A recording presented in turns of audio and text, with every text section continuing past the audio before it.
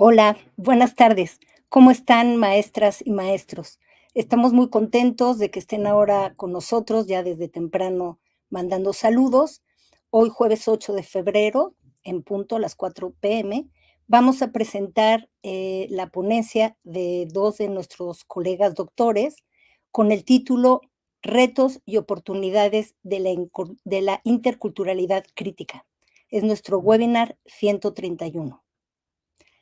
Como saben, estamos organizando estos webinars dentro de Red Magisterial, que es uno de los muchos proyectos educativos que Edilar ha desarrollado para ustedes.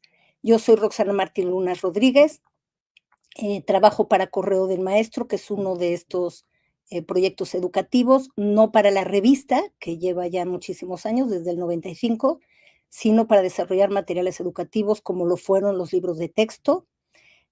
Hay otros proyectos educativos de la empresa Edilar, como ustedes ya saben, está el YESPE, está este proyecto de Red Potencia que les apoya muchísimo a ustedes con la conexión vía internet. Club de lectores, importantísimo para generar este ambiente que todos necesitamos de lectura y de comprensión lectora y de fomentar la lectura dentro de nuestra familia y con nuestros alumnos. En fin, pues vamos a dar paso a la presentación de los dos doctores que hoy nos acompañan, el doctor Alejandro Velázquez Elizalde y el doctor Sergio Gonzalo Rodríguez Rubio. Hola Alejandro, hola Sergio, qué gusto verlos otra vez aquí. Hola Rox, buenas tardes maestras, maestros. Rox, buenas tardes, maestras, maestros.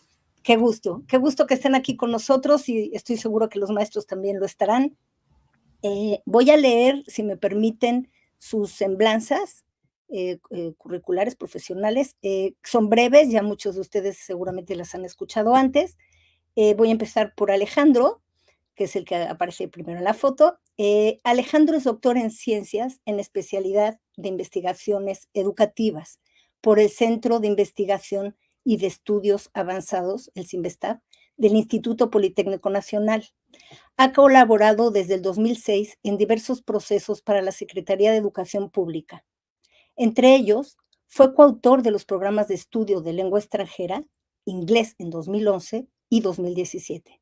También revisor de los programas de estudio de la asignatura estatal Lengua Indígena, Tzotzil, Tzetzal, Chol, Mazahua, Rarámuri, Náhuatl, Mepja, Ñusabi, Yaqui, Yoreme, Tepehuano, Huichol, Nahua, Tucancú, en 2012. También fue coordinador de la asignatura Lengua Materna, Español, en secundaria para la estrategia Aprende en Casa durante el 2021, la época de la pandemia. Además, participó en la elaboración de los documentos curriculares y materiales para la nueva escuela mexicana. Gracias, Alejandro, nuevamente, y ahora voy a leerles la semblanza de Sergio. Sergio Gonzalo Rodríguez Rubio es doctor en ciencias con especialidad en matemática educativa por el CINVESTAC también, igual que Alejandro, y profesor de matemáticas por la Escuela Normal Superior de México. Participó en la construcción de la nueva familia de libros de texto gratuitos para la nueva escuela mexicana en el campo de saberes y pensamiento científico. Fue coordinador en procesos de autorización de uso de libros de texto gratuitos de secundaria en la Dirección de Evaluación y Distribución de la SEP. Pues nuevamente, bienvenidos, nos da muchísimo gusto que estén aquí con nosotros y pues vamos a empezar la charla que les hemos ya indicado el título y a la que se han registrado muchos de ustedes. No olviden registrarse, maestros y maestras, y también usar el chat para comentar, discutir, compartir y preguntar todo aquello que ustedes requieran durante la transmisión.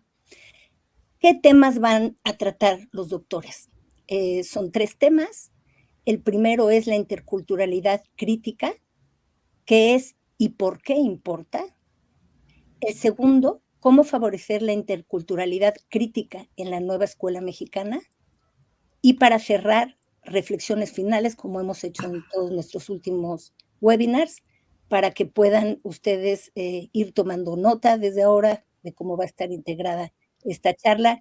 Y bueno, Alejandro, me imagino que tú empezarás y me da mucho gusto y te dejo el micrófono y los dejo a todos. Intervendré cuando vea alguna cosa importante que ustedes comenten, maestros. Muchas gracias. Gracias a ti, Roxana. También saludo con mucho gusto a mi colega, el doctor Sergio Gonzalo Rodríguez, y desde luego nuevamente a ustedes, maestras, maestros, con este tema sobre la interculturalidad crítica. Una primera pregunta que nos podemos hacer al respecto de este concepto, que no es menor, tal vez sea la base de toda la nueva escuela mexicana. Eso es una opinión, lo tengo que decir, antes que nada, es una opinión personalísima, muy a título personal, pero espero que en lo largo de los siguientes minutos pues se pueda seguir el argumento de por qué tal vez este concepto, este eje articulador, que es el primero que estamos trabajando en esta ocasión, en este webinar, bueno, pues, ¿por qué es la base de la nueva escuela mexicana? Para entender eso, comencemos y dejemos aquí una pregunta para ustedes, maestras, maestros. Si es posible conformar un todo con partes distintas entre sí. La imagen que ustedes están viendo, la describo un poco para quienes están en dispositivos, digamos, tipo celular. Es la imagen de muchas personas que están conformando, pues, la imagen del globo terráqueo. Pensemos en esta pregunta o a partir de esta pregunta y vamos avanzando en esta disquisición. En primer lugar, hablar de interculturalidad, pues en el nombre nos lleva a la palabra ¿qué es cultura? Y no es un concepto fácil, aclarémoslo. Es un concepto bastante complejo, que tiene una historia antiquísima, desde luego. En la diapositiva, que ahorita me van a ayudar en la parte técnica para que la podamos ver todos en pantalla, vamos a poder ver esta discusión. ¿Qué es cultura? Y decía yo que es un concepto muy complejo, no nos da tiempo aquí de discutirlo a profundidad, todas las visiones y perspectivas al respecto de la cultura, que, insisto, es un concepto que al menos en la tradición occidental lo podemos remontar incluso a Cicerón. Ya son 2000 años de antigüedad de este concepto. Pero bueno, quedémonos con algunas ideas que nos van a permitir entender esta situación de qué es cultura. No es las personas, no son tampoco los objetos, es un tanto para los antropólogos, que son quienes estudian esta ciencia de la cultura, que es justamente la antropología. Pues dicen que es un abuso del lenguaje hablar de cultura mexicana o de cultura inglesa, o hablar de la cultura del fútbol, o hablar del mole es cultura, ¿no? O el guapango es cultura. Para ellos es un abuso del lenguaje decir este tipo de expresiones, y tiene que ver justamente con que también en la antropología, desde luego, pues hay avances. Entonces, vamos a partir de una definición de este concepto de qué es cultura.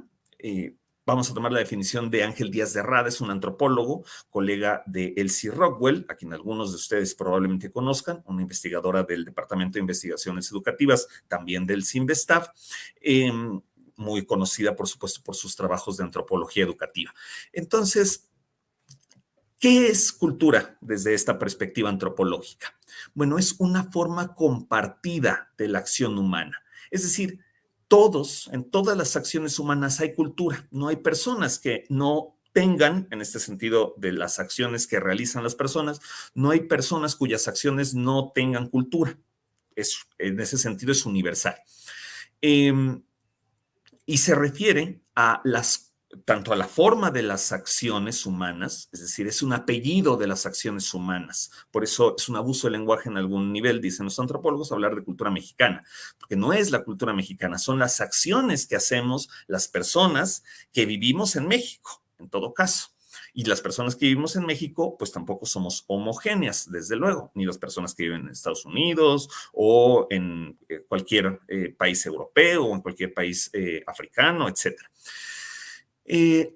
Hablamos también de cultura como las convenciones que organizan a esas acciones, es decir, no son reglas, sino son una serie de pautas, una serie de acuerdos compartidos, no forzosamente escritos, desde luego, pero que nos permiten reconocer las acciones en cuanto tales, es decir, cuando nosotros comemos con con cuchara y tenedor, pues obviamente nuestras convenciones y las cosas que hacemos durante ese proceso de alimentarnos, pues son distintas a las que se hacen, por ejemplo, en ciertos países de Asia, por citar un ejemplo muy rápido.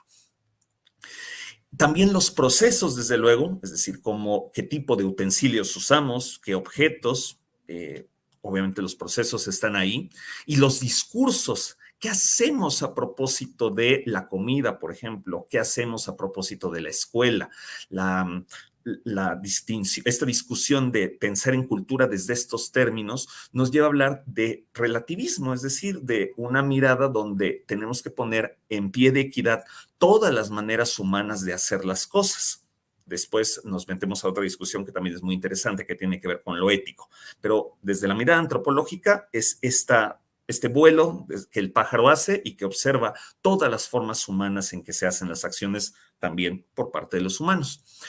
Y los discursos que se ponen en ella, bueno, pues eso nos lleva justamente a qué decimos o qué podemos hablar de estas cosas que hacemos. Es decir, regresando al ejemplo de la comida, nosotros decimos buen provecho. Hay culturas en las cuales esa noción no existe, por ejemplo. Hay quienes agradecen al inicio de la comida y hay quienes agradecen al término de la comida. Insisto, son discursos que se ponen en juego en la acción humana que tiene que ver con alimentarnos.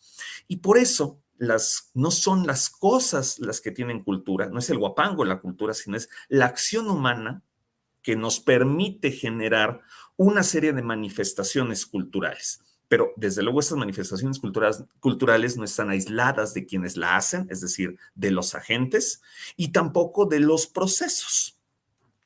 Esta es una definición, insisto, muy rápida, es una discusión bastante más amplia. Los invitamos, desde luego, aquí en la parte de abajo están las referencias y también al final, pues las desplegaremos con mayor amplitud. Pasemos entonces al siguiente concepto, que es el de interculturalidad. Entendiendo cultura como formas de acción, que lo vamos a ir viendo, quedémonos con algunas ideas que vamos a ir tejiendo más adelante en las intervenciones que también hará mi compañero Sergio y yo mismo. Quedémonos con algunas ideas, esta noción, estas nociones que estamos discutiendo de convenciones, de por qué cambian las culturas, esta noción de agentes que nos lleva a una discusión sobre quiénes podemos cambiar la cultura. Pues somos las personas, porque la diversidad cultural es algo también inherente a nuestra humanidad y eso nos genera tensiones. Siempre hay intereses, siempre hay motivaciones y esos intereses y esas motivaciones no siempre están alineadas. Por eso, esta palabra de tensiones nos lleva también a pensar por qué surge y de dónde surge el concepto de interculturalidad crítica. ¿Cuál es la parte crítica? Y ahorita vamos a poder discutir sobre eso. Pero también nos lleva a que esta diversidad también sea una fuente de diálogo. Y esta palabra también subrayenla mentalmente, a lo largo de la discusión la estaremos retomando. Y por otra parte, también es cierto que tenemos que pasar de esta noción de multiculturalismo a una cuestión de interculturalismo. Es decir, no es solamente que las culturas estén en un territorio, cada persona esté con su propia identidad sin dialogar.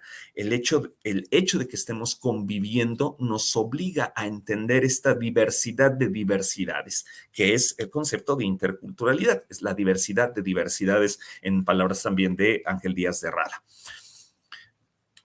Y ahora pongámosle apellido, es decir, ¿cuál es la parte crítica en todo esto? Este concepto de crítico, para hacer una breve recapitulación, desde luego es muchísimo más amplio, tendríamos que meternos a la historia de la Escuela de Frankfurt, esta escuela ideológica de mediados del primer tercio del siglo XX, pero bueno, hablemos de la teoría crítica, que obviamente es parte de lo que genera esta escuela de Frankfurt, estos pensadores como Habermas, como Adorno, como Gramsci en algún nivel, que están incluidos ahí, Lukács, etcétera, que van a generar varias teorías sociocríticas que impactan sobre todo en las ciencias sociales.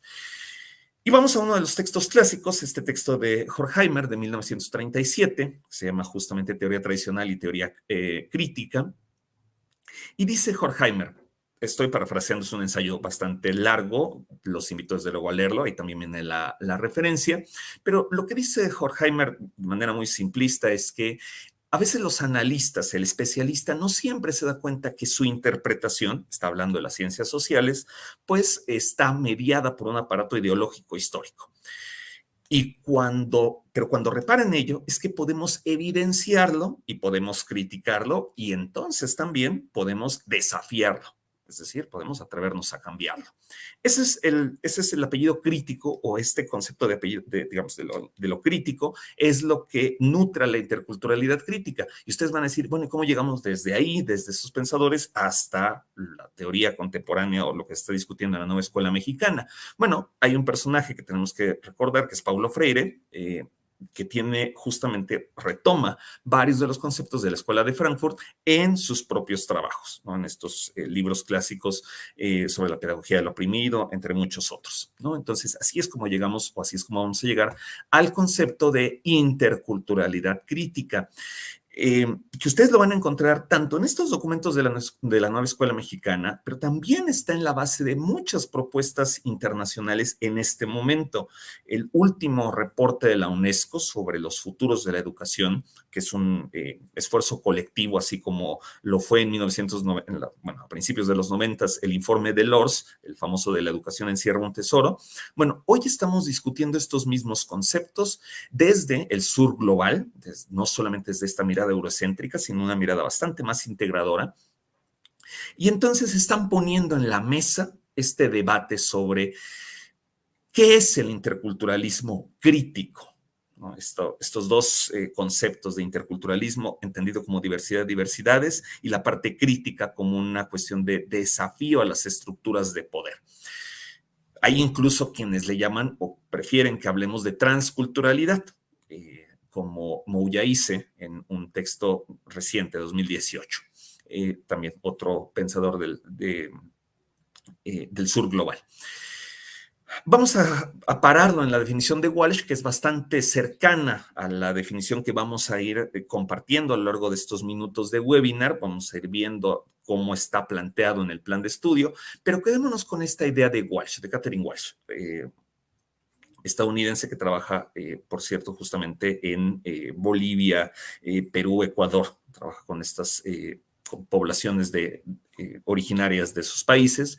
Y entonces Catherine Walsh nos dice que es un proyecto en el cual se busca cambiar las estructuras, en las cuales, o estas estructuras tienen que ver con poder. Hay una simetría, y ese concepto de simetría también, ténganlo ahí, anótenlo por ahí en su libreta, porque lo vamos a retomar más adelante, que es esto de las asimetrías, es un concepto crucial en esta discusión, y tiene que ver con la desigualdad, con la inferiorización, con la racialización, es decir, quienes consideran que hay razas, que es un concepto que biológicamente también ha sido, digamos, descartado en términos de la biología, y la discriminación. Es decir, la discriminación es un hecho que existe y que es lo que está poniendo, entre otras cosas, de manifiesto Walsh. Y vamos a ir viendo a lo largo de los siguientes minutos cómo estos problemas o estos conceptos que están contra los que se está buscando luchar, bueno, pues obviamente nos ayudan a entender cuál es el planteamiento de la nueva escuela mexicana en relación con la comunidad, en relación con los cambios y transformaciones educativas y en relación con la misma mirada que necesitamos nosotros al respecto de ella. Entonces, dejemos aquí esta pequeña introducción al respecto de tres conceptos que nos sirvieron para poner la base de la discusión: cultura, interculturalidad y el apellido de interculturalidad crítica. Desde luego vamos a ir atendiendo todas las preguntas a lo largo de los siguientes minutos, todas las preguntas que ustedes tengan. Insisto, fue una mirada muy express de un curso de antropología educativa, y pasemos entonces a la primera intervención, un primer ejemplo de cómo se ve esta interculturalidad crítica, cómo la podemos promover desde el campo de saberes y pensamiento científico. Y bueno, pues para eso le cedo la palabra a mi compañero Sergio, por favor. Claro que sí, muchas gracias, doctor Alejandro. Maestras, maestros, buenas tardes nuevamente, los saludo con gusto. Pasemos entonces a estos ejemplos. Para ello vamos a retomar, como dijo el doctor Alejandro, algunos elementos, componentes, características de la interculturalidad crítica. El interrogarse. interrogarse, el cambiar estas estructuras, estas condiciones y dispositivos de poder que mantienen la desigualdad o el no tomar en cuenta al otro. En el plan de estudio 2022, como ustedes ya lo habrán leído, porque nos queda esta inquietud de saber qué es la interculturalidad crítica, también desde este documento que, como ya lo expresó Alejandro, hay varios autores que intervienen, varios de sus pensamientos, de sus trabajos intervienen ahí en ese documento. La construcción del conocimiento es muy importante y para ello hay distintos fundamentos conceptuales que van abonando a este conocimiento. Pero ¿qué nos dice el plan de estudio? El plan de estudio nos dice que pensar la educación desde la interculturalidad crítica permite a los estudiantes pensarse a sí mismos y a los otros desde la diversidad, tomando en cuenta el medio ambiente, por supuesto, el contexto en el que se desenvuelven las circunstancias que también intervienen y que son importantes. Todo esto que saben los estudiantes le van abonando a los conocimientos. Es por ello que es importante retomar todo lo que ellos saben. Se habla de saberes previos. Esto es un elemento que ya hemos venido trabajando y que cada uno de nuestros estudiantes van abonando a los conocimientos. Pero aterricémoslo a un ejemplo específico, por ejemplo, cuando tenemos este conocimiento del cuerpo humano, el estudio del cuerpo humano. Podemos pensar a lo mejor en acciones para su cuidado, en la alimentación, en la vestimenta, está asociado inclusive a la vida saludable, la función de las partes que lo conforman o estos cambios que surgen en el cuerpo humano que tienen o están asociados al crecimiento, a los gustos, a lo que los estudiantes van desarrollando conforme van creciendo. Para cada uno de estas temáticas las podemos ver de forma separada o inclusive de forma relacionada. Aquí nuestros estudiantes nos brindan bastantes elementos para tratar cada una de ellas, desde sus perspectivas, desde sus saberes previos, desde sus experiencias también.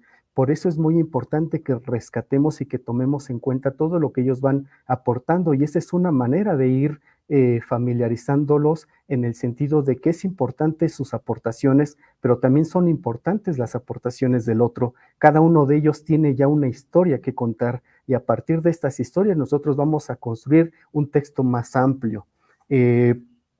Pero vamos a responder una pregunta muy importante, o vamos a tratar de hacerlo como se muestra en la siguiente lámina.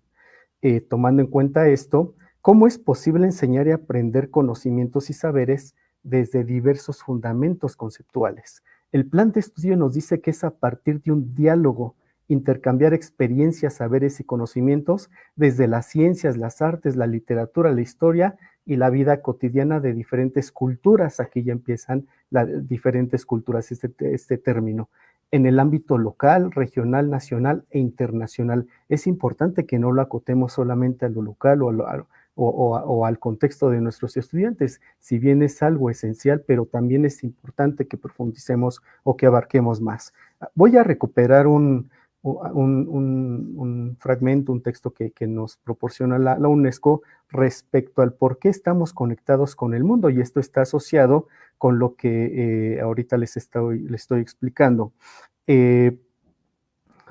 Desde una mirada crítica, los estudiantes tendrían que reflexionar y tendrían que preguntarse cómo lo que ellos hacen les afecta a los otros, pero cómo también las acciones de los otros podrían afectar o podrían ser un factor que influye en ellos mismos. Entonces, esto es muy importante y lo reconoce la UNESCO porque nos está dando pauta para saber, para reflexionar qué estamos haciendo, pero también qué estamos haciendo para los otros, qué están haciendo los otros y cómo nos está afectando a nosotros. Desde ahí también va este tema de la interculturalidad. Vamos a aterrizarlo a un contenido y a un proceso de desarrollo de aprendizaje de saberes y pensamiento científico de tercer grado. El contenido es impacto de las actividades humanas en la naturaleza y en la salud. El proceso de desarrollo de aprendizaje indaga y describe el impacto de las actividades humanas del entorno natural del lugar donde vive y establece relaciones causa-efecto en la naturaleza y en la salud de las personas.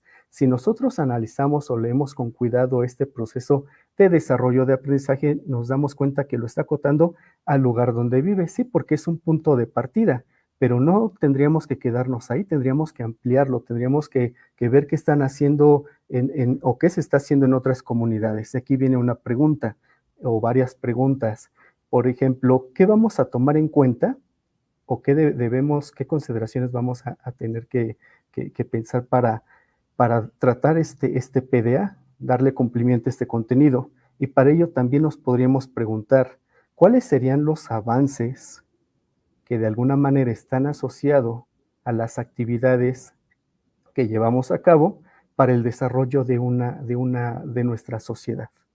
Esa es una pregunta que pudiéramos tener en mente y a partir de ahí entonces sí empezar a tomar en cuenta esto de qué metodología vamos a elegir para tratar este PDA.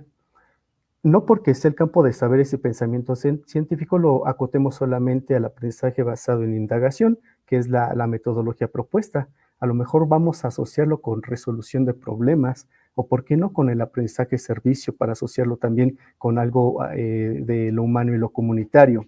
Posteriormente, cómo iniciar el tratamiento del PDA, y para ello es importante que nosotros pues, tomemos en cuenta lo que los estudiantes saben a partir de la recuperación de sus saberes previos. Ellos ya tienen ciertas experiencias o han tenido las interacciones con ciertas personas o con ciertos elementos que les van a brindar algunas ideas, algunas nociones de cómo podríamos empezar con el tratamiento de este PDA.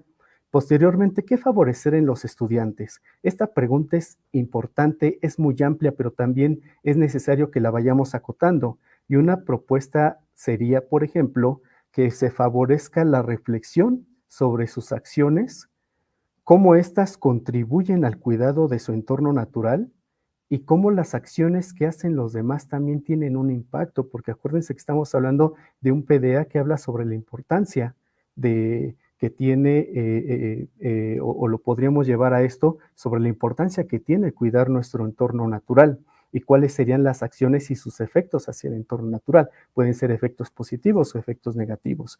Algo también es qué valorar y cómo hacerlo. Esto nos lleva a una valoración, una evaluación. Hay metas y objetivos claras que se tienen que cumplir, pero ¿dónde podríamos nosotros tomar las decisiones o cómo podríamos nosotros tomar las decisiones para ver en qué medida los estudiantes van avanzando y no solamente en los aspectos conceptuales, procedimentales, disciplinares, sino también que ellos tomen conciencia de cómo van avanzando, qué les falta por hacer, qué les falta por lograr? En ese sentido, también vamos asociando la interculturalidad crítica con esta reflexión que estamos promoviendo con nuestros estudiantes. Y podemos ir incorporando otros elementos, por ejemplo, preguntas problematizadoras asociadas a este PDA. ¿Qué acciones llevan a cabo para cuidar la naturaleza? ¿Por qué es importante cuidar la naturaleza?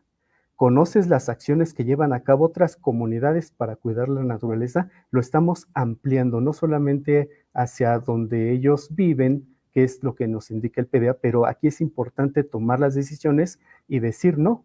El estudiante, si bien forma parte de un contexto, pero también hay la apertura de que conozca lo que están haciendo otros, porque eso también tiene un impacto. Estamos en el mismo planeta y todo lo que se desarrolle y se lleve a cabo, claro que tiene un impacto en este tema. Ahora, ¿qué hago? ¿Qué hacemos desde nuestras comunidades? ¿Cómo lo hacen otros? Serían las preguntas que pudieran detonar las reflexiones, pero nos vamos a una cuarta pregunta. Puede haber más, pero estos son solamente algunos ejemplos. ¿Cuáles de las acciones que se llevan a cabo en distintas comunidades son mejores? Y explica por qué. ¿Por qué tendríamos que estar preguntando esto desde mi punto de vista? ¿Por qué sugiero que se plantee esto? Porque los estudiantes van a estar reflexionando a partir de lo que ellos hacen, de lo que ellos observan, de sus experiencias, pero también de lo que están recuperando de otras vivencias, de las otras personas, de los otros estudiantes. En este caso, pudiera plantearse a lo mejor desde un principio, anteriormente, cómo eran los medios de transporte, cómo se transportaban productos desde el sur del país hacia el centro o norte del país. Y quizá ahora eso ha cambiado, pero ¿qué ha implicado esos cambios? Que utilizamos medios de transporte que quizá utilizan diésel, gasolina, algún tipo de combustible, y qué afectación tiene esto a nuestro medio ambiente, Primero, al crear las carreteras o al crear las vías, ya puede haber deforestación, hay una alteración del medio ambiente, en este caso de los entornos naturales. Pero, sin embargo, trajo un beneficio a las comunidades. Tiene impactos negativos, pero hay un beneficio. Y por lo tanto, hay otra recuperación de cómo podríamos tener un menor impacto desfavorable hacia la naturaleza. Quizá alguien plantee sobre estos vehículos híbridos o eléctricos, o este transporte híbrido o eléctrico que puede utilizarse y que tendría que tener un menor impacto en la naturaleza. En ese sentido es como podríamos ir avanzando a partir de la recuperación de lo que conocemos, de lo que conocíamos, y cómo vamos avanzando hacia los nuevos saberes. Ahora, esto nos lleva a pensar o a reflexionar. ¿Por qué pensamos que nuestra forma de hacer ciencia, cuando se habla en este caso en específico, crear arte, transportarnos, es superior a cualquier otra? Esa es una pregunta reflexiva que pudiéramos hacernos en este momento para efectos de la presentación, y encontré una cita que es importante, que la comente y que reflexionemos sobre ella. Nos dice: cuando se les enseña en clase de ciencias a los niños indígenas que el mundo está ordenado como lo han hecho los científicos y que funciona como los científicos proponen, la validez y la autoridad del conocimiento tradicional de los padres y abuelos es negada. Es una cita muy fuerte en este sentido de que se le está dando prioridad, o inclusive se tiene ya una autoridad de quien va a dar validez a ciertos conocimientos, y nos podríamos preguntar, ¿por qué nuestros saberes no científicos no son incluidos? ¿Qué podemos aportar a lo que de alguna manera se está validando quienes tienen esta autoridad para hacerlo? Estas serían preguntas interesantes, importantes que nos hacemos, y en este sentido estamos haciendo también uso de una interculturalidad crítica, de decir, ¿por qué no hay una inclusión? ¿Por qué se están tomando en cuenta estos aspectos y no otros? De alguna manera es el ir avanzando, no solamente quedarnos con lo que de alguna manera está, sino también tener la posibilidad de poder cuestionar.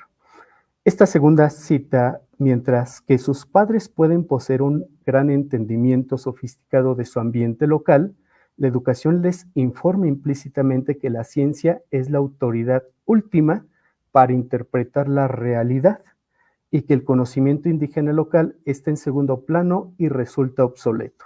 Y aquí, ¿qué pudiéramos o qué podríamos nosotros preguntar o plantearnos o interrogarnos? Por ejemplo, ¿hay una autoridad para determinar cuál es la realidad?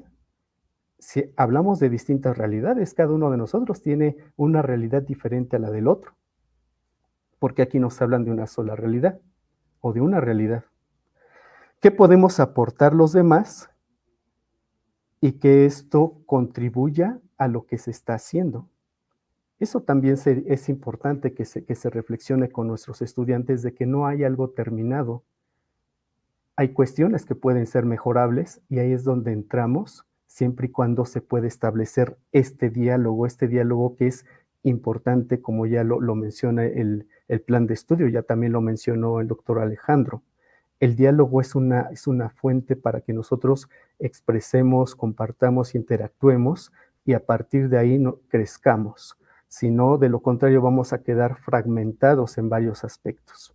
En la siguiente diapositiva, maestras y maestros, lo que les quiero mostrar es que la interculturalidad crítica en nuestras aulas puede favorecerse en el sentido de que no veamos, o de que procuremos que nuestros estudiantes no vean los ciertos elementos aislados, y para ello vamos a recuperar a los ejes articuladores. En este caso estamos hablando de la interculturalidad crítica.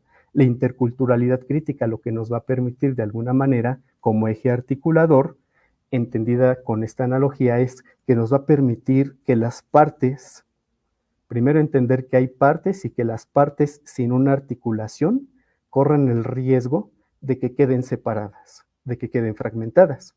Sin embargo, cuando ya lo vamos trabajando, este eje articulador, estos ejes articuladores van a permitir una unión. Esto a su vez va a permitir un dinamismo, una colaboración, un movimiento. Y también esto nos va a llevar a que en el diálogo y en todo esto que nosotros vayamos expresando en la comunicación que tengamos, haya una convivencia, una coyuntura, pero también lo que hace rato comentó Alejandro, una convenciones de lo que nosotros estamos de acuerdo. Vamos a mostrar una siguiente diapositiva para reflexionar. Es ahora un rompecabezas. Ya no está visto como o no necesariamente como una articulación tradicional como la anterior que se mostró. Una unión a partir de la interacción entre distintos agentes, estamos hablando entre nuestros estudiantes o entre otros agentes, nos lleva a dar cuenta, a reflexionar, a mirar ciertos procesos, ciertos productos, ciertos agentes que son los que estamos participando. Y en el rompecabezas lo que podemos observar es que estas partes de alguna manera, si bien son distintas, pero pueden tener puntos en común. Y aquí es donde encontramos estas convenciones. A partir de ciertos sujetos que de alguna manera somos distintos, somos diferentes, podemos construir algo que es un todo, lo podemos hacer en colectivo. Y es por ello que la analogía del rompecabezas cobra sentido cuando partes distintas pueden formar un todo y ese todo puede representarnos algo muy amplio, algo muy enriquecedor. En este sentido, nosotros como docentes tenemos esta tarea tan importante, pero también es un reto de cómo hacer que nuestros estudiantes vayan trabajando de tal manera que hagan partícipes en las reflexiones que hagamos en las aulas, pero también que se tome en cuenta al otro desde esta mirada que se dice que es el pensamiento crítico en la NEM. Es la recuperación del otro desde la diversidad. Vamos a pasar a esta última diapositiva para esta situación de lo que he estado explicando de la interculturalidad crítica y el campo de saberes y pensamiento científico, pero que es aplicable a otros campos. ¿Por qué? Porque en los otros campos también tenemos que favorecer estas reflexiones y que los estudiantes se pregunten y a partir de estas preguntas que reflexionen y que vean que no somos sujetos aislados, que somos sujetos que estamos interactuando con los demás, que si nosotros nos aislamos va a ser cada vez más difícil construir algo común que nos lleve al rato lo vamos a comentar, a futuros mejores.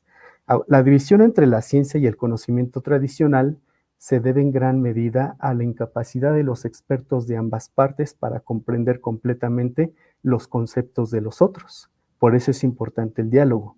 Aquí, a propósito, puse esta imagen porque es una imagen donde podemos nosotros interpretar varias cosas. Por ejemplo, alguien dirá, ¿cómo que 1 más 1 es igual a 10? Lo está viendo desde un dispositivo móvil que su pantalla es muy pequeña y quizá no logre ver que abajito hay una anotación muy importante que dices corresponde a un sistema binario. Sí, claro, porque quizá en un contexto de un sistema decimal diríamos 1 más 1 es igual a 2. En este sentido es importante lo que aquí yo quiero tratar de expresar es que no hay este desconocimiento de lo que estamos haciendo y que es importante una comunicación clara, que es importante llegar a acuerdos para que no haya brechas, sino que cerremos estas divisiones, que de alguna manera se desvanezcan estas divisiones y que entre todos vayamos construyendo algo que nos permita avanzar, que permita un desarrollo en nuestras comunidades. Aquí me quedo, sin embargo, voy a estar atento a sus comentarios, maestras y maestros, a sus preguntas que con mucho gusto las vamos a atender. Y ya aquí tenemos a Rox. Adelante, Rox. Gracias. Que te haya llamado la atención o que los maestros nos quieran comentar. No, súper bien los dos. Alejandro explicando la interculturalidad crítica me pareció bastante claro, aunque siempre uno tiene que repasar de nuevo esta charla, ¿no? Que es una forma de aprender y que lo van a poder hacer los maestros, ya lo saben, porque queda grabado en nuestro canal de YouTube, donde se pueden registrar. Entonces, bueno, felicitarte, Alejandro, clarísimo, y los ejemplos muy claros también, Sergio. Hay un par de, bueno, eso más bien lo tendrían que decir los maestros, que son los que saben más. Yo les quería nada más hacer una pregunta o transmitirles una pregunta de la maestra Pilar Olivares Lozada acerca de la primera parte que trató Alejandro, es bien interesante. Dice, entonces, con la interculturalidad crítica, ¿se puede llegar al aprendizaje significativo? Esa es una que, bueno, a lo mejor nos saca un poco ahorita de contexto, la que quería realmente leer, y perdón por habérmela saltado, es una muy interesante, déjenme ver por aquí, que la he perdido, acerca de cómo se da el poder en la escuela, o sea, cómo se ejerce ese poder del que tú hablabas, Alejandro, cuando decías que con la interculturalidad crítica se busca no solo evidenciar, sino criticar, desafiar y cambiar las estructuras de poder. Entonces, por ahí venía esa pregunta, perdón que confundí ahora con la otra. ¿Nos puedes un poquito explicar esta parte, Alejandro, por favor? Claro que sí, Rox. Creo que también sería muy pertinente que ahora Sergio también pueda hablar de la pregunta que también tú leíste sobre el aprendizaje significativo. Nos podemos ir complementando, pero retomo la primera del poder. El ejemplo que sigue de lenguajes, espero que con ello quede muchísimo más claro, pero tiene que ver con cuestionarnos, y lo que ahorita expuso Sergio es un ejemplo de ello, con cuestionarnos ¿por qué se dice que cierta manera de conocimiento es superior? Esa es una primera pregunta. O sea, eso es, lo que pasa es que no, efectivamente dicen estos teóricos o la teoría crítica dice, cuando estamos en esta discusión no vemos que nuestro discurso trae historia. ¿Y quién nos puso esa historia? No la creamos nosotros, desde luego, aquí parafraseando al maestro Billy Joel, el fuego ya estaba cuando nosotros llegamos, nosotros no comenzamos el incendio, dice el maestro Billy Joel, nosotros no lo comenzamos, estamos en él. ¿De dónde vienen estas experiencias? ¿De dónde vienen estas historias? ¿Y por qué se cuentan de la manera en la que se cuentan? Es decir, todo lo acabo también de citar a mi compañero Sergio, lo que tenemos, el avance científico es una construcción, lo más sofisticado tal vez que tenemos en un momento dado, pero pues obviamente el avance de la ciencia del año 2000, del 2024, pues desde luego en 100 años van a decir, híjole, ¿estaban ahí, muchachos? De la misma manera que hacemos el mismo ejercicio, desde luego, cuando nosotros volteamos al 1600 y decimos, ¿cómo es posible que? Puntos suspensivos, ¿no? Cualquiera de las cosas que hemos, pues obviamente, descubierto o inventado a lo largo de los últimos 300 o 400 años. Eso con respecto, digo, al lado de la ciencia, pero también existe, desde luego, en el campo del lenguaje. Ahorita voy a citar el ejemplo, no me quiero comer más tiempo para que también Sergio pueda tomar la palabra al respecto. Gracias. Sergio, la parte esta que preguntábamos de si entonces con la interculturalidad crítica se puede llegar al aprendizaje significativo, pregunta la maestra Pilar Olivares. Sí, claro que sí, Rox. Es algo muy, muy importante que nosotros desarrollemos, que favorezcamos la interculturalidad crítica.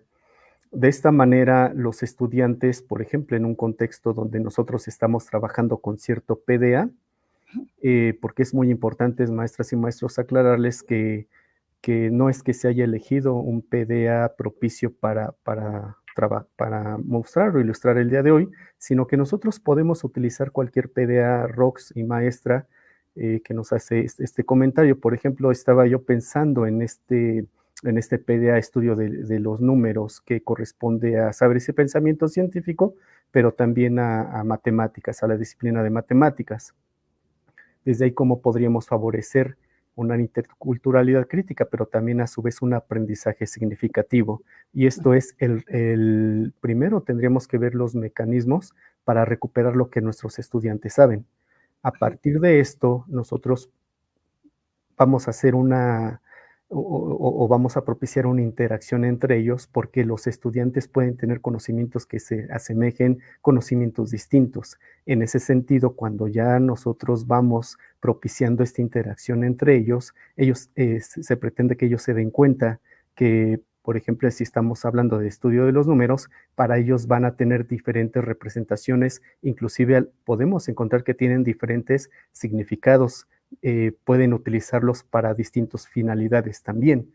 En ese sentido, se pretende que tomen conciencia y que vean que los números, cuál sería la importancia que tiene para ellos en sus vidas o en las acciones que llevan a cabo. Así podríamos ir propiciando un aprendizaje significativo.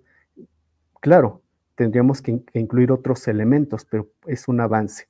La interculturalidad crítica en el entendido de que a lo mejor nuestros estudiantes tienen pocos elementos para poderla favorecer, nosotros podríamos intervenir y poner otros contextos donde se les diga a los jóvenes o a los niños, miren, está esta parte donde en tal época, en tal contexto, en tal, estaban estos tipos de números, así se representaban, ¿no? Inclusive hasta preguntarles cuáles de estas representaciones para ti se te hacen más sencillas, más fáciles, cuál de estos procedimientos, por ejemplo, si estamos hablando de operaciones básicas, hay distintas formas de operar los números y de esta manera irlos incluyendo y que ellos vayan tomando también las decisiones y por qué no permitirles que también ellos vayan descubriendo, porque maestras, maestros, a veces nosotros quisiéramos que nuestros estudiantes se quedaran con un conocimiento tan amplio, con un conocimiento que nosotros es el que queremos, pero también hay que darles esta oportunidad de que ellos vayan descubriendo rocks. Alejandro, esto yo creo que los que hemos estado en clase lo tenemos muy presentes cuando nuestros estudiantes descubren algo que decimos, es que eso ya lo descubrió alguien más, pero ellos lo están haciendo. Entonces, esto pues es muy bonito ver esa expresión de los niños y por eso es necesario que vayamos tejiendo estas formas de cómo crear las circunstancias favorables para que nuestros estudiantes cada vez se vayan adentrando y el conocimiento, si bien es amplio, ya está, inclusive ya podríamos decir que hay conocimientos que están determinados, que pueden ser ciertas reglas, ciertas normas, ciertas teorías, pero también ellos pueden estar abonando y preguntarse por qué esto funciona de esta manera, por qué funciona de la forma en la que funciona, ¿no? Muy bien, muchísimas gracias. Solo para redondear y ya darle la palabra a Alejandro, gracias Sergio. El maestro Roger Antonio Och-Zip comenta acerca de estas estructuras y la parte de interculturalidad crítica, que es el tema central. Dice, la interculturalidad crítica es una forma, o sea, se trata de romper estos techos de cristal a través de este eje articulador. Romper la hegemonía del poder. Estas son las dos cuestiones que plantea el maestro. Muchas gracias, maestro. Alejandro, si quieres continúa con esto o ya de plano con tus ejemplos, como prefieras. Los dejo entonces.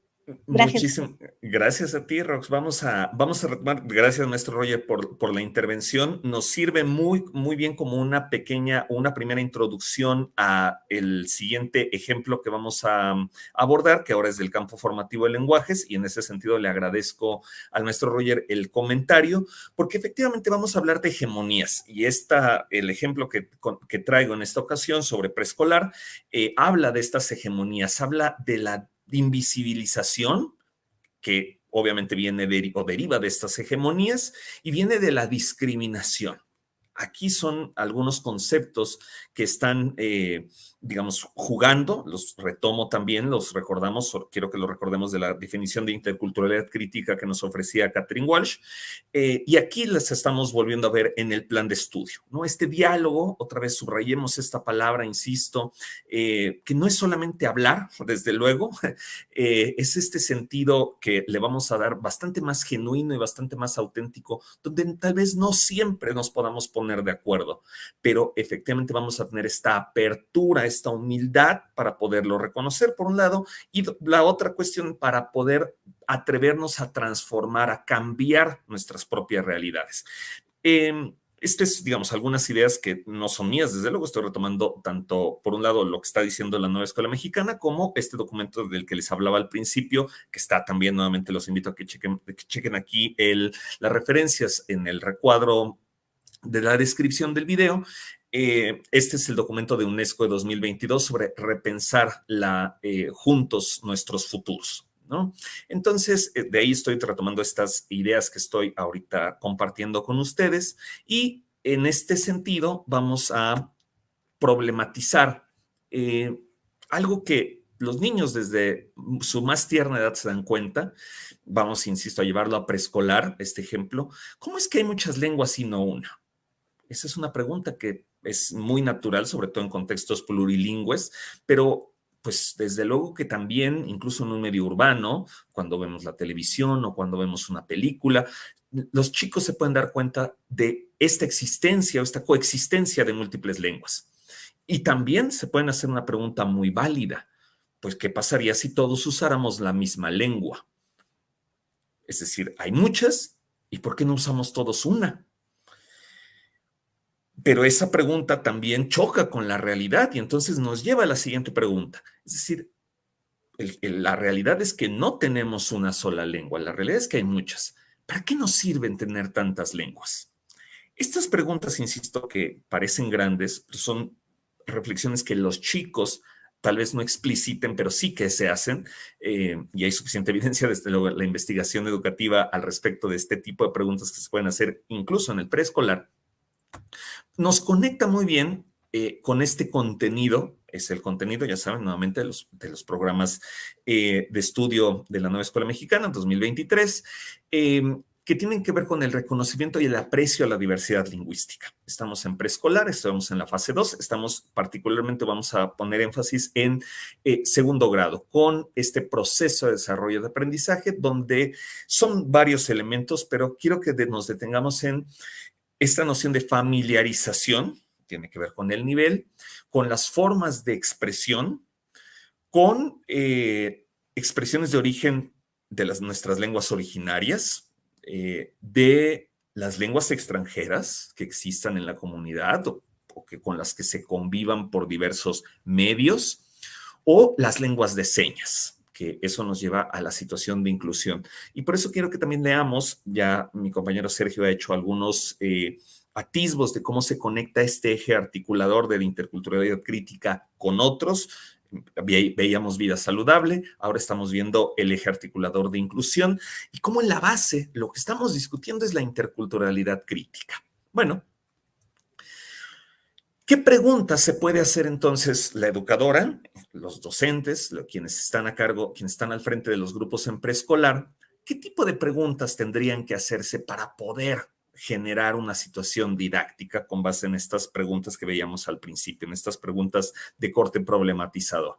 Bueno, lo primero es pensar cómo es que en México no hay una lengua oficial, por ejemplo. ¿Cuál es la situación de nuestras lenguas nacionales? Porque sabemos que no tenemos una sola lengua nacional, tenemos en total 68, de acuerdo con lo que nos dice la ley.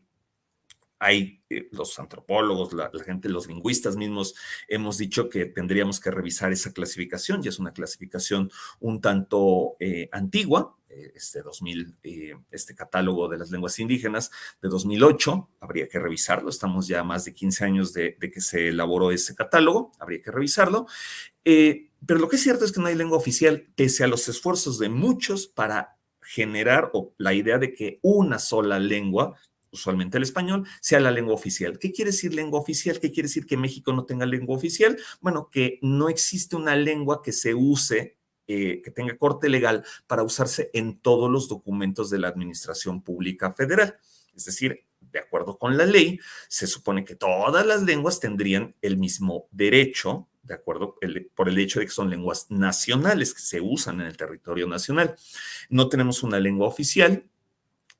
¿Y eso qué nos implica? ¿Qué pasaría si de pronto dijéramos, bueno, vamos a declarar a todas nuestras lenguas nacionales lenguas oficiales? ¿Qué implicaría eso para tener tenemos suficientes traductores? ¿Tenemos una administración de justicia que nos permita hacer eso? ¿Cuáles serían las ventajas o las desventajas en términos, por ejemplo, incluso de nuestra misma labor administrativa? ¿Y cómo es que llegamos a esta situación? Esta es una segunda pregunta que la educadora probablemente no la haga directamente a los chicos, pero cuando se hace este ejercicio de interculturalidad crítica previo al diseño de la situación didáctica o como un eje articulador que se integra en el programa analítico, bueno, hay que pasar por estas preguntas como parte de este camino metodológico para lograr incorporar este eje. Bueno, llegamos aquí, aunque en el siglo XIX, justo al término de de este periodo virreinal, al término del periodo virreinal, resulta que el 60% de la población de México hablaba una lengua indígena. Solo el 40% de la población, son estimados desde luego, hablaba español. a lo largo del siglo XIX y el siglo XX, la política gubernamental se encargó de ir relegando cada vez más y más y más los espacios de las lenguas indígenas hasta que tenemos la situación completamente inversa, es decir, más del 90% de la población en México es hablante, además de una sola lengua en lo general, y apenas entre el 6 y el 7% de nuestra población habla una lengua originaria. ¿Qué pasó? ¿Cómo es que incluso cuando surge el Instituto Nacional Indigenista, allá en 1948, la idea era aculturar a estas poblaciones para que se incorporaran, y pongo entre comillas, al desarrollo nacional? ¿Cómo llegamos a esa situación? Esas son preguntas que la educadora tiene que poner en juego en su contexto para que sus intervenciones didácticas tengan sentido. ¿Cómo ampliamos esta mirada? Sobre todo para pensar justo en las lenguas extranjeras, pensar en las personas que son usuarias de las lenguas de señas, ya sea porque, aunque ellos, digamos, aunque ellos no sean parte de la comunidad sorda, pero pueden comunicarse usando esas lenguas de señas, o bien porque son parte de la comunidad sorda. Y eso nos lleva a esta última pregunta, es decir, los chicos se dan cuenta claramente de esta coexistencia, yo lo decía hace rato, de lenguas, pero ¿cómo pasamos de esa curiosidad, que es muy natural en estos chicos de esta edad, de 3, 4, 5 años, cómo pasamos a la reflexión? Porque claro que esta familiarización no se puede quedar meramente en un sentido de informativo, sino es este sentido formativo, que además tiene mucho sentido, hace toda la lógica del mundo, en la etapa preescolar. Es esta base formativa que esperamos, sobre la cual se van montando los demás niveles educativos.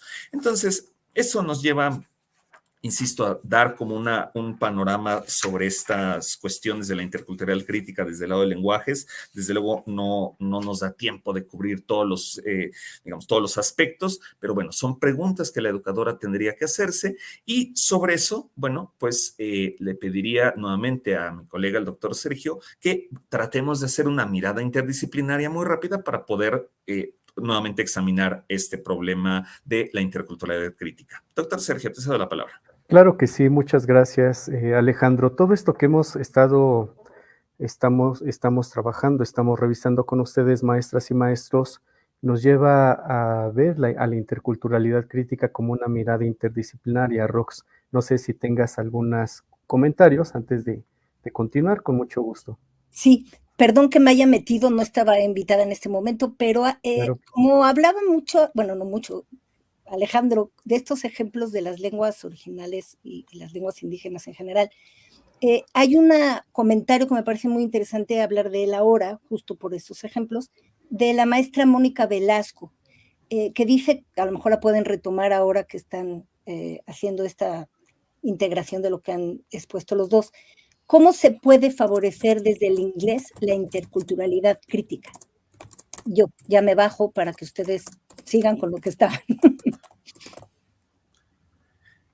Claro que sí, Rox, no, muchísimas gracias. Creo que esta pregunta, muy oportuna, desde luego me permite también retomar algo que ahorita me estaba casi brincando y que era importante decir al respecto, que tiene que ver con con nociones que están en la base de la interculturalidad crítica. Es decir, ¿cómo incluimos esta parte inglés? Bueno, pues la podemos retomar, si me ayudan mostrando una diapo en pantalla, pero no me bajen al doctor Sergio, que ahorita lo necesito también para que pueda abonar a esta discusión.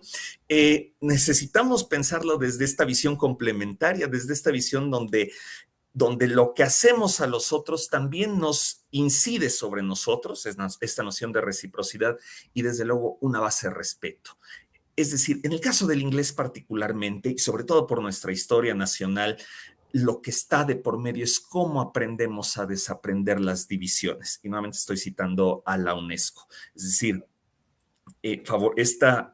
lo veíamos la semana pasada para quienes estuvieron en el webinar y les agradecemos nuevamente su asistencia. Quienes estuvieron en el webinar de la semana previa, discutíamos al respecto de inglés y decíamos que la valoración social del inglés, pues en muchos lugares era negativa. Y esta visión negativa no surgió nuevamente con nosotros, es una visión histórica.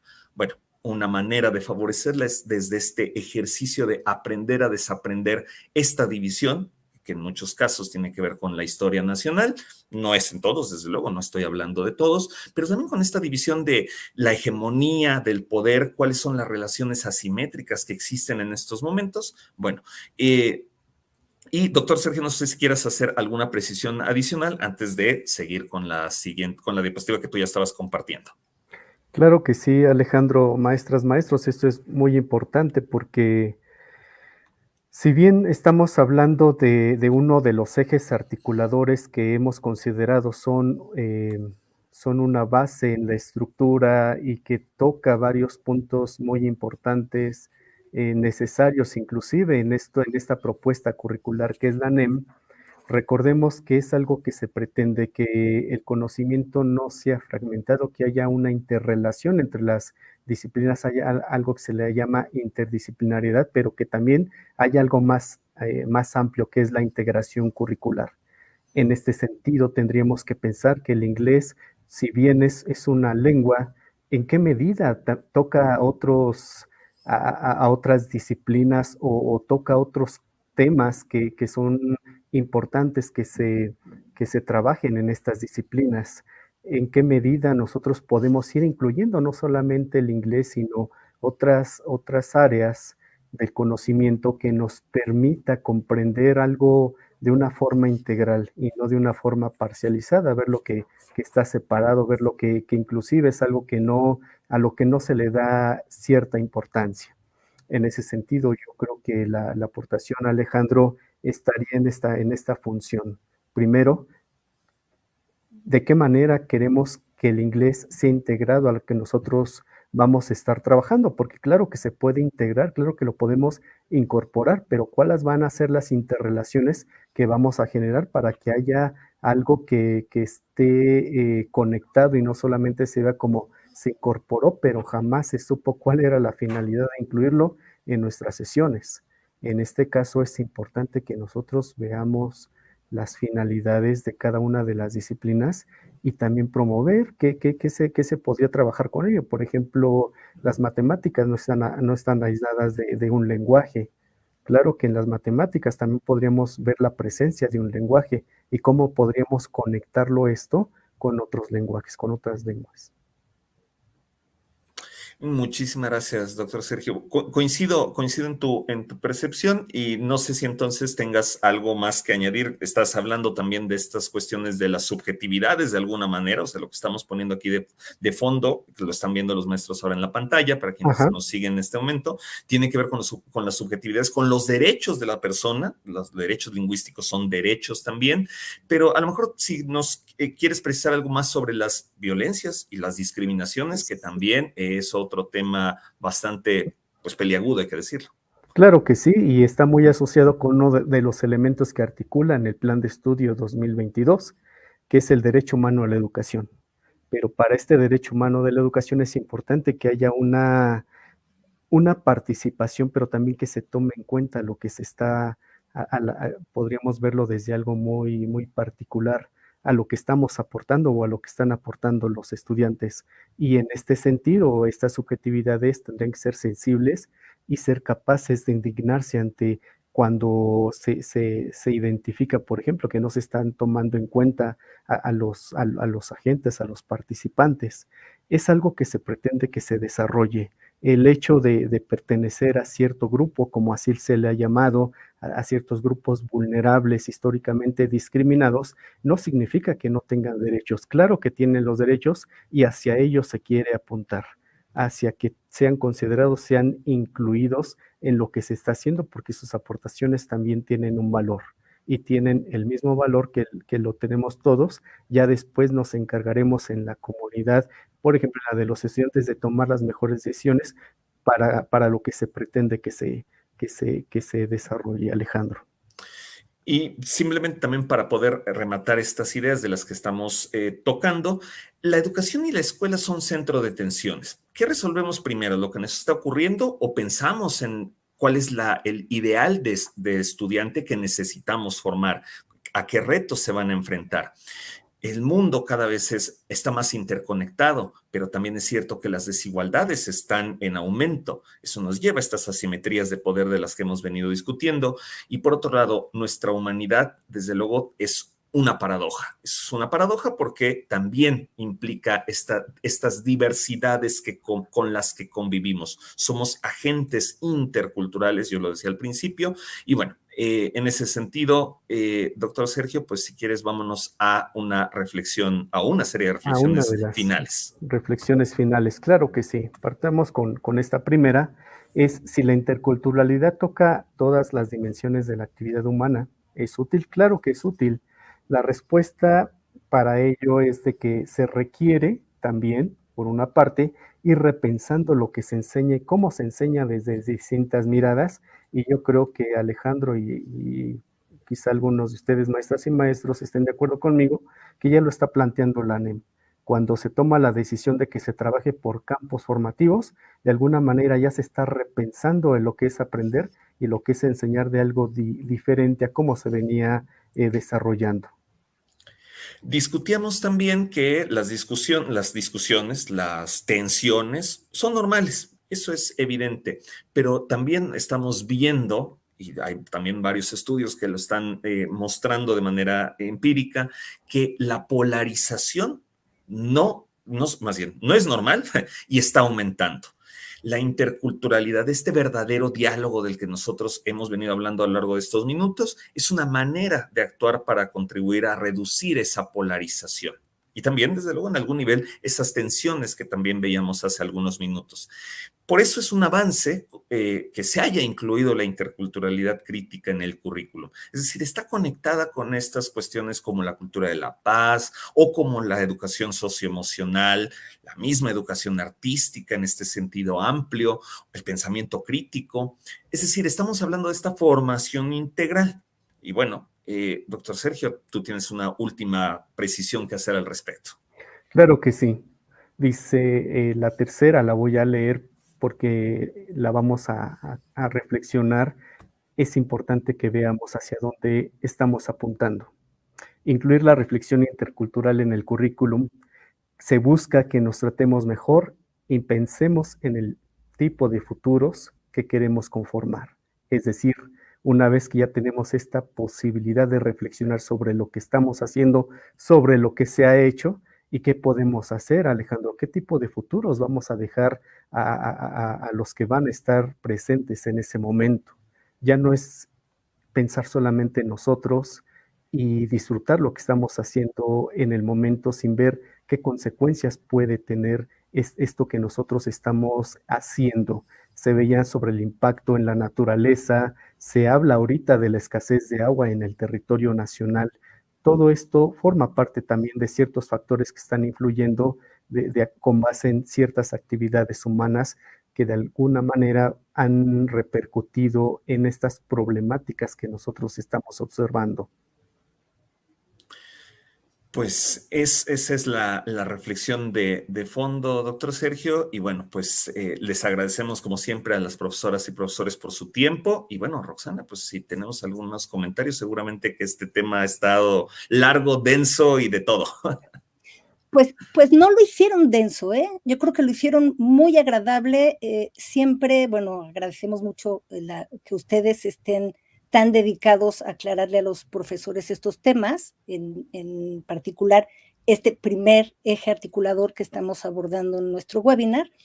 Me gustaría muchísimo cerrar con algo y agradecerle también a las personas que han colaborado con sus comentarios, cerrarlo con un comentario de la maestra María del Rosario Contreras Mayén, que tiene mucho que ver con estas reflexiones finales y con una de las láminas que pusieron antes y con la atención, que dice: compartir las experiencias educativas entre los docentes pone en evidencia que estamos inmersos dentro de la interculturalidad crítica. Me parece muy claro lo que está diciendo esta maestra y me remití rapidísimo a cuando en la escuela tenían que hacer el programa analítico entre todos los docentes, la cantidad de tensión que se debió generar, la cantidad de puestas sobre el papel y el pizarrón y el trabajo sobre cómo hacer y cómo cada uno de los docentes hacen y practican su labor y su expertise, ¿no? En el aula. Entonces, no sé si quieran comentar algo al respecto de lo que dice la maestra María del Rosario Contreras Mayén. La importancia de que los docentes contribuyan, que es como favorecer la interculturalidad crítica, porque es poner eso sobre la mesa, ¿no? Así es, Rox. Nosotros como docentes tenemos en este caso una tarea muy importante y es esto, justamente la interculturalidad crítica, la favorecemos, en qué medida la favorecemos y cómo vamos a favorecerla para que los estudiantes tengan este panorama, tengan esta visión de qué es lo que estamos construyendo, cómo lo estamos construyendo, en qué medida estamos abonando nosotros, en qué medida están abonando los otros. No estamos, y yo creo que eso es una parte muy importante que se está reflexionando en esta época, no estamos aislados. Todo lo que hagan los demás tiene un impacto en lo que nosotros estamos viviendo y claro que lo que nosotros hacemos también va a tener un impacto hacia el exterior. Así es. Pues muy, muy bien. Sé que tienen unas referencias bibliográficas al final de su presentación y que también aparecen aquí abajo de la descripción de YouTube. Eso también influye, lo que leemos y a quienes leemos y lo que han escrito otros. Me parece muy interesante este tema. Si maestros, maestras encontraran la necesidad de abordar un poco más este eje articulador, háganoslo saber. Nuestro próximo webinar, que es el 132, se llama Una mirada analítica al pensamiento crítico, se liga bastante con este. Que quiero, bueno, invitarlos a que vean este siguiente webinar, que se suscriban a nuestro canal de YouTube y también a nuestro sitio de Red Magisterial, y agradecer nuevamente, como siempre, a Sergio y Alejandro su gran entrega y su compañerismo para con todos nosotros, con Francisco, con Susana y con todo el equipo de Red Magisterial, ayudándonos a desarrollar estos webinars para todos ustedes. Pues nada más despedirme, Sergio y Alejandro, ¿quieren comentar algo para cerrar? No, agradecerte, Rox, agradecerles maestras y maestros por la atención y por los comentarios tan valiosos. Igual, Roxana, muchísimas gracias por tus precisiones a lo largo de este webinar y bueno, pues desde luego a los maestros y maestras que estuvieron aquí participando con nosotros en esta tarde. Muy bien, pues muchísimas gracias a los dos y maestras, maestros, nos veremos en el próximo webinar y les pedimos por favor que respondan esta encuesta que nos ayuda mucho a todos y lo que nos ayuda a nosotros les va a ayudar a ustedes porque estamos trabajando para ustedes siempre y bueno, pues síganos y les doy las buenas tardes, que tengan un día excelente, una semana excelente. Hasta pronto.